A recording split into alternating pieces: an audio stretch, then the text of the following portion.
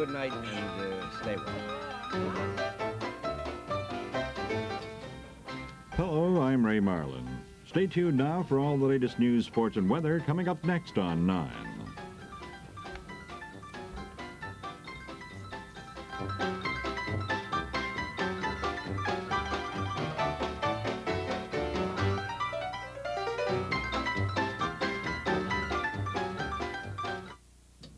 From Channel 9 News, here's the overnight update. Good morning, I'm Ray Marlin, and it's now Thursday, the 10th day of September, 1981.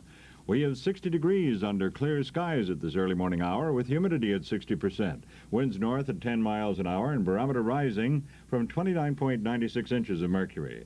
Our forecast brings us clear and cool conditions in the metro area overnight, the low 50 to 55, then partly sunny again Thursday, high in the mid and upper 70s. Fair, not as cool Thursday night, low in the upper 50s to the mid 60s, and Friday promises partly sunny and warmer conditions, high in the upper 70s and low 80s. At the top of the news at this hour, President Reagan and Israeli Prime Minister Begin disagreed Wednesday on the sale of U.S. AWAC radar surveillance planes to Saudi Arabia. But later at a state dinner, both leaders agreed that their first day of talks went well. Faced with new budget problems, congressional Republicans said Wednesday they would seek support for a proposal to give President Reagan limited powers to withhold funds already appropriated by Congress. House and Senate Republican leaders warned the American business and financial community Wednesday that Congress will take harsh action soon unless they find a way to bring interest rates down. Sandra O'Connor testified at the opening of her Supreme Court confirmation hearings Wednesday that she personally abhors abortion, but she avoided revealing how she would vote on the subject if it came before the High Court. 2 of 14 perjury counts brought against former U.S. Attorney General Richard Kleindienst were dismissed in Phoenix Wednesday by a judge who denied motions for a directed verdict of acquittal on the remaining 12 counts against Kleindienst. A power station explosion and fire blacked out large areas of lower Manhattan for more than 4 hours Wednesday evening, stalling subways, elevators, and traffic and forcing Wall Street to close early. Philadelphia police arrested more than 200 pickets Wednesday in the second day of a teacher's strike affecting more than 200,000 students. A judge later dismissed the charges. 4 nuns and 7 other Catholic and Protestant churchwomen were arrested and later released in Los Angeles Wednesday after they tried to prevent the deportation of Salvadoran refugees to their homeland.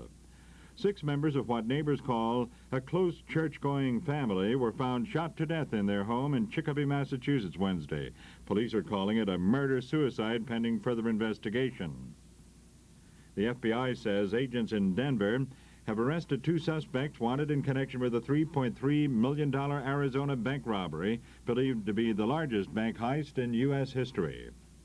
Bombs exploded just 5 minutes apart Wednesday at the San Salvador homes of former Salvadoran Supreme Court Justice and married couple who are both attorneys, causing minor damage but apparently no injuries.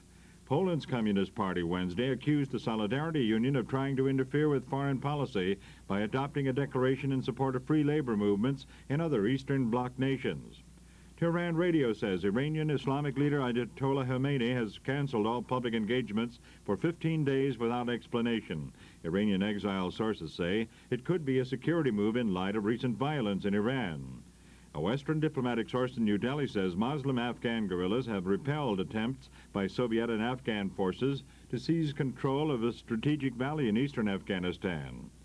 And Cuba charged Wednesday the U.S. renewed germ warfare against the island nation earlier this week by unleashing a highly contagious eye disease on Cuba. The State Department called the accusation absurd. Around New York, the Supreme Court has refused to allow New York City to hold primary elections today.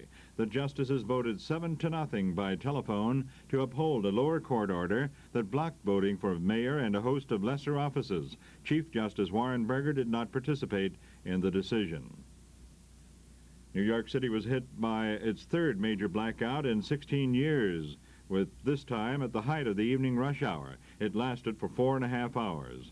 It followed an explosion and fire at a utility power substation and blacked out sections of lower Manhattan, shutting down Wall Street, trapping hundreds in elevators, halting subways, and tying up traffic from Times Square to the Battery.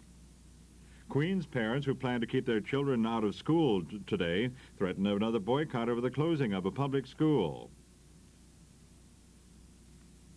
And school officials are busing in Buffalo, and they say it's going smoothly. Students and parents have mixed emotions, however.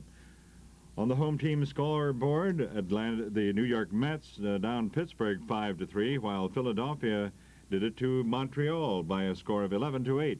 The Yankees took the first game of a doubleheader 5-2 over Milwaukee, and then Milwaukee took the second 5-3. The weather in review: clear and cool overnight, low in the 50s, and then partly sunny Thursday, high in the mid and upper Thursdays. Presently, under clear skies, we have 60 degrees in Manhattan. And that's Channel 9's Overnight Update. I'm Ray Marlin. Have a nice night if you can.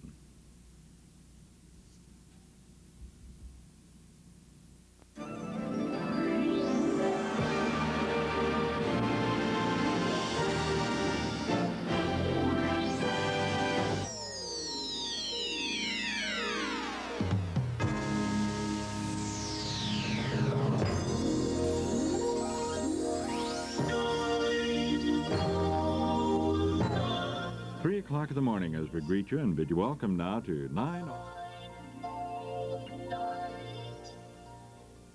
Today we have Western Adventure for you, 7 Ways to Sundown. It stars Audie Murphy and Barry Sullivan.